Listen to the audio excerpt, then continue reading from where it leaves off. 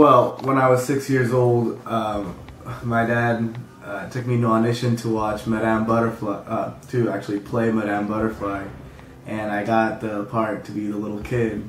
And since then, like, in order to like prepare for it, he made me like sit down on knees and like practice some Japanese words and watch a lot of Madame Butterfly. And that kind of sparked this this interest in Japanese. All the way back in first grade, my friend gave a presentation on Mount Fuji, and ever since then I've been just thoroughly interested in Japan, and what I was most excited for the trip to learn about was traditional Japan and some history of Japan. Everything, basically. I was interested in the food, the fashion, the customs, and the music before going on this trip, so everything.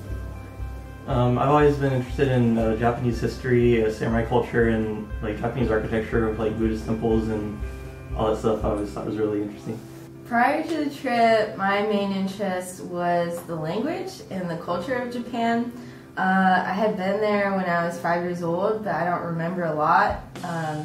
So now I'm older and I'm a little more wiser. I wanted to experience it firsthand for myself, and I plan on living there one day, so I thought going would really open up my eyes to both the language and the culture. I always had a really deep fascination with the art forms of Japan, especially where calligraphy and the tea ceremony were involved, because of all the emphasis on like balance and the spiritual side of the arts, I guess. So I always thought that was really interesting. My interest in Japan prior to the trip really started when I was really young. I had always been interested in Japanese history and Japanese art and film.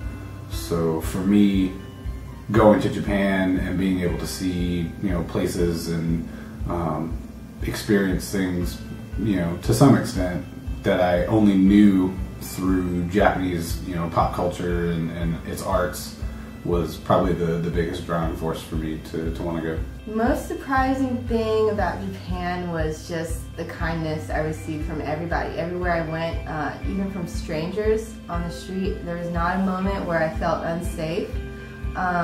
Whenever I got lost or whenever I needed help, anybody that I asked, they were so quick to help me out, and they would go out of their way to do that, and I just felt so much appreciation from that.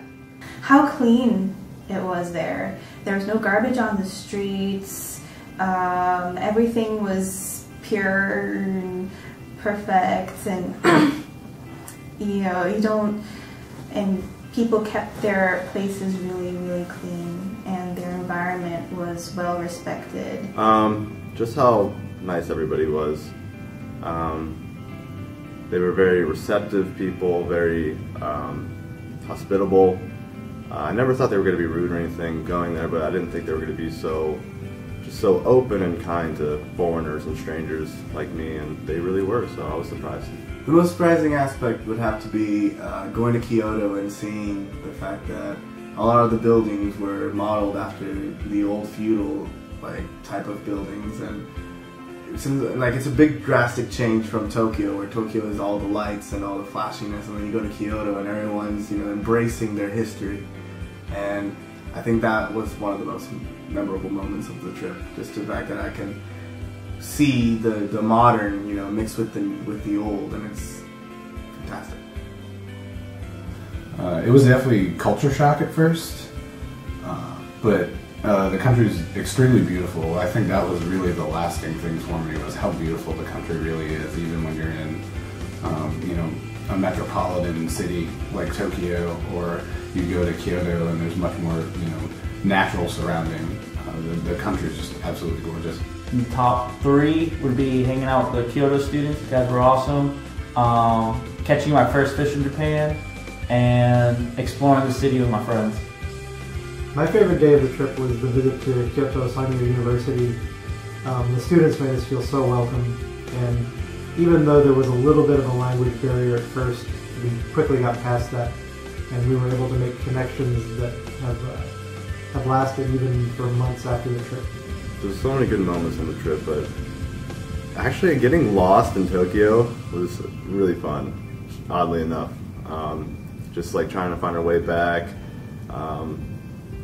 at the same time just like exploring new areas. I thought that was a lot of fun. My favorite moment was when I met these two people. They were lost in the red light district, so they needed help to get into this one bar, and they were asking the wrong people for directions. So me and Sam went to go help them, and like the whole night was such an experience. It was great. I can barely describe it with words. My favorite moment was meeting the KSU students.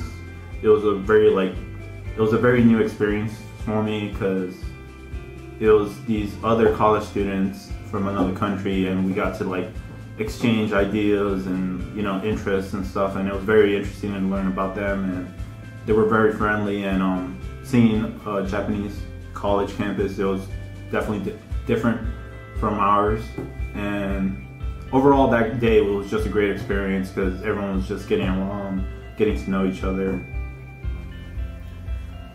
Since going on the trip, I'm a really different person, and a lot of that had to do with that visit to the Shinto shrine in Asakusa.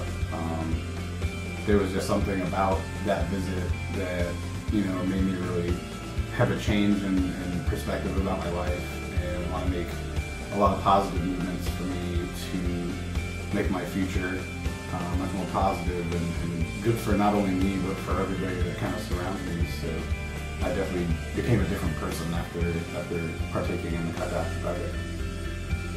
I feel like it's definitely made me a lot more receptive and aware about the fact that people come from different backgrounds and have experienced like different things growing up, like your surroundings and emphasis on what's important in a culture.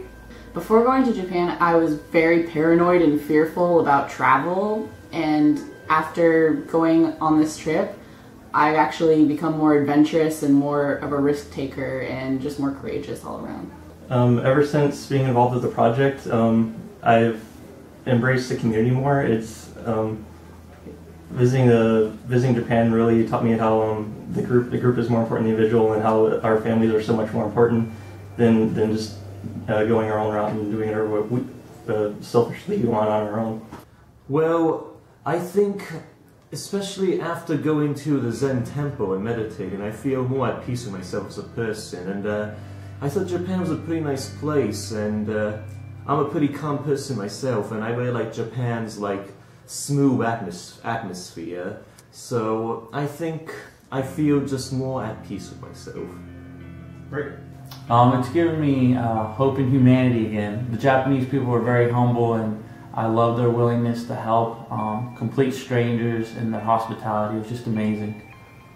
Just learning the customs of Japan, it was refreshing and something new, and just gave me more to think about how things are done here in America compared to there, and how really the world is so large, and it's not just America and it's not just Japan. There's all different types of cultures and countries around the world, and people do things differently and are differently, yet we have similarities. The trip to Japan changed my outlook on life in a lot of ways. I'm much more conscious of the environment now and my impact on it. I've started recycling, and I've tried to treat people with the kindness and respect that I was shown in Japan. Even though I was an outsider and a foreigner there, I was never made to feel unwelcome or out of place. And that's something that I've tried to carry with me since I've returned. Basically, for me, it's solidified how I felt about Japan and the people from Japan. Those people that I loved who passed away, they're no longer here. Just being there and being able to experience the culture and the love from everyone and the community and all of those things just made me know that Japan is going to be a huge part of my life. It was before, and not being able to make the trip before and making it now just solidifies it and guarantees it for me that I'm going to go back to Japan, and I'll probably spend a lot of time there.